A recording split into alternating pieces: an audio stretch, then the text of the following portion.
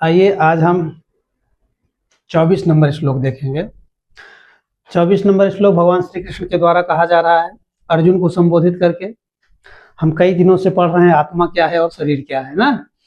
अब कह रहे हैं, इसके पहले हम पढ़े कि नैनम छिन्दन्ति शस्त्राणि नैनम दहति पावकः न चैनम क्लेदयन्त्यापो न शोषयति मारुतः। क्लियर। अब इसके आगे हम देखते हैं। अब उसी आत्मा को कहा जा रहा है जिस आत्मा को कहा गया कि नैनम छिन्दन्ति शस्त्राणि, जिस आत्मा को शस्त्र काट नहीं सकता है, जिस आत्मा को अग्नि जला नहीं सकती, जिस आत्मा को जल गीला नहीं कर सकता और जिस आत्मा को वायु सुखा नहीं सकती, उसी आत्मा को यहाँ बता रहे हैं।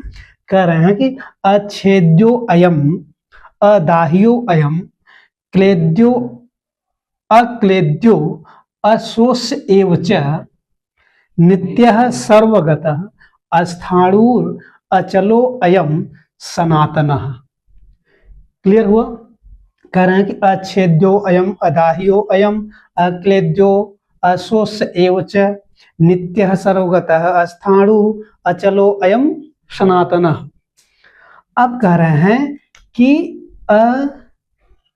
अच्छेद्यो अयम और अदाह्यो अयम अक्लेद्यो अय ना अक्लेद्यो अशोष्य एव च। क्लियर हुआ।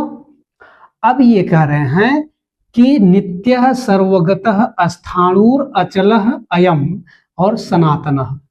इसमें इस श्लोक में सारे आत्मा के विशेषण बताए गए हैं कि आत्मा है क्या चीज। समझना इस बात को। कह रहे हैं कि अयम अयम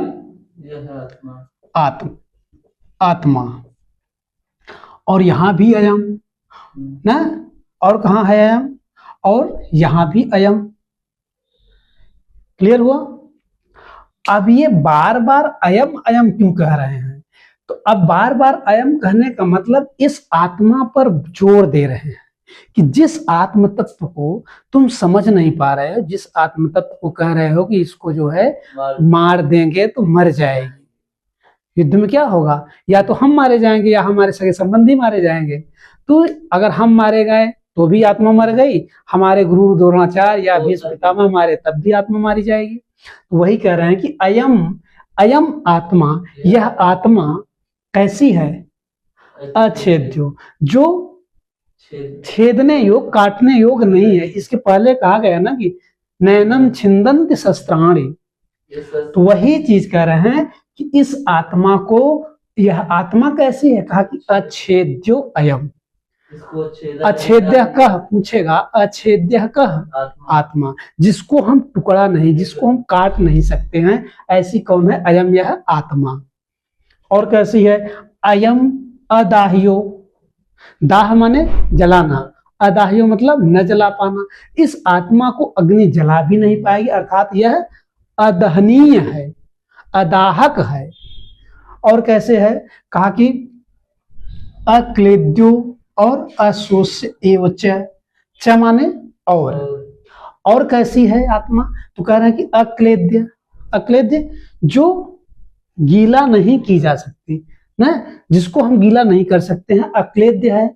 और कैसे है? अशोष्य, जिसको सुखा नहीं सकते एक अर्थ, और जिसको हम, जो सोच का विषय ही नहीं है, शोष्य, शोष माने सुखाना, तो जिसको सुखा नहीं सकती है। इसके पहले वाले श्लोक में आप 23 वाले श्लोक से इंटरकनेक्ट रहिए, जुड़े रहिए, तब चीजें समझ में आएंगी कि जो अच्छेद्य है और जो अदाह्य है और जो अक्लेद्य है और जो अशोष्य है, सह आत्मा, अयम आत्मा, वह आत्मा है।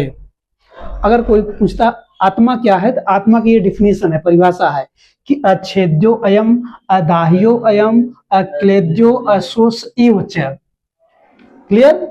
और पुनः कह रहे हैं कि नित्य, नित्य क्या है?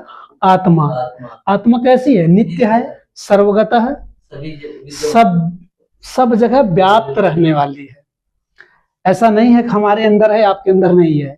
या इंडिया वाले के मनुष्य के अंदर है, अमेरिका वाले मनुष्य के अंदर में नहीं है ना, सर्वगत है, ये सभी जगह व्याप्त है। ठीक है, और ऐसा भी नहीं है कि मनुष्य में है और मक्खी मच्छर में नहीं है, सब में है, सब में है, ये सर्वगत है, सभी मनुष्य में ना, सभी मनुष्य में रहने वाले हैं। क्लियर? मनुष्य क्या कहिए, सभी प्राणियों में ना, सभी प्राणियों में रहने वाली है। क्लियर? अगर आप मनुष्य कहेंगे तो एक संकुचित अर्थ हो जाएगा कि मनुष्य में है, इसका मतलब जानवर में नहीं है, मेढक में नहीं है, मच्छर में नहीं है। प्राणी कह देंगे तो संपूर्ण जगत के प्राणियों का बोध हो जाएगा, अर्थात ये आत्मा संपूर्ण प्राणियों में रहने वाली है ना। आत्मा वैसे पुल्लिंग में रहता है, रहने वाला यहां लिखिए, संस्कृत में आत्मा को पुल्लिंग बताया गया ना, तो ये सभी प्राणियों में रहने वाला क्या है, अयम आत्मा। क्लियर? और कह रहे हैं और अस्थाणु, अस्थाई और मजबूत है ना, अचल है। और कैसे है, अचलो अयम, अयम नित्यः, अयम सर्वगतः, अयम अस्थाणु, अयम अचलः, अयम सनातनः। सनातनः जो प्राचीन से शाश्वत निरंतर चला आ रहा है। ऐसा नहीं है कि 200 साल पहले आत्मा नहीं थी, बाद में आत्मा का आविष्कार हुआ है, बाद में आत्मा का शरीर में आया है ना, ऐसा नहीं है। जब से सृष्टि चल रही है तब से ये सनातन है। आत्मा कैसी है, आत्मा सनातन है, तब से आत्मा चली आ रही है। इसका मतलब ये हुआ इसका कोई समय सीमा नहीं है, इसको समय की सीमा में परिधि में हम बांध नहीं सकते। इसलिए तो कहा गया ना अप्रमेयो अयम आत्मा, ये आत्मा चलती है, ये आत्मा अचल है, अचल है, अमर है, अचल है, चलायमान नहीं, अचल है, अचल है ना। अचल का मतलब ये निरंतर रहने वाली है। चल होती तो मर जाती, तब दूसरी आती तो चल हो जाती, ये अचल है, नित्य है, नित्य है। ये सारे विशेषण किसके हुए, अयम आत्मा।